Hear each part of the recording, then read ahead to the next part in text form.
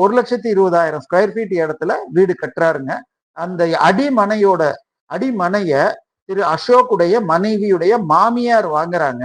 எவ்வளவுக்கு ரிஜிஸ்டர் பண்ணாங்க? வெறும் 10,80,000 ரூபாய்க்குங்க. எப்படி? 2 ஏக்கர் 80 சென்ட வாங்கினது 10,80,000 ரூபாய்க்கு. அந்த இடத்த ஈஸியா நான் போட்டு பார்த்தேங்க. போட்டு பார்த்தா அந்த இடத்த வித்த ஆளு ஏற்கனவே அதை சிட்டி யூனியன் பேங்க்ல இருந்து 30 கோடி கடன் வாங்கியிருக்காருங்க. பேங்க்ல நான் ஒரு மேனேஜ்மெண்ட் கன்சல்டன்ட்.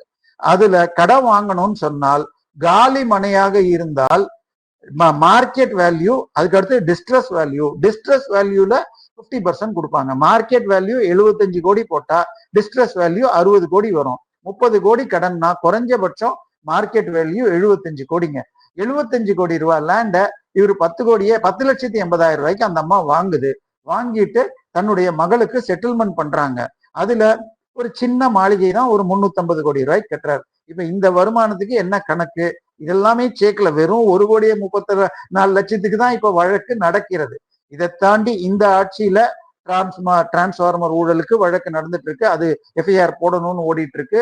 டாஸ்மாக் ஊழல் பத்தி எல்லாருக்கும் தெரியும். திரு அமித்ஷா அவர்கள் 37,500 கோடின்னு இருக்கார். இப்படி ரவுண்டா ஒரு ஃபிகர் சொல்றாங்கன்னா ஏற்கனவே இடி அதை ஓரளவுக்கு கணக்கு பண்ணியிருப்பாங்க.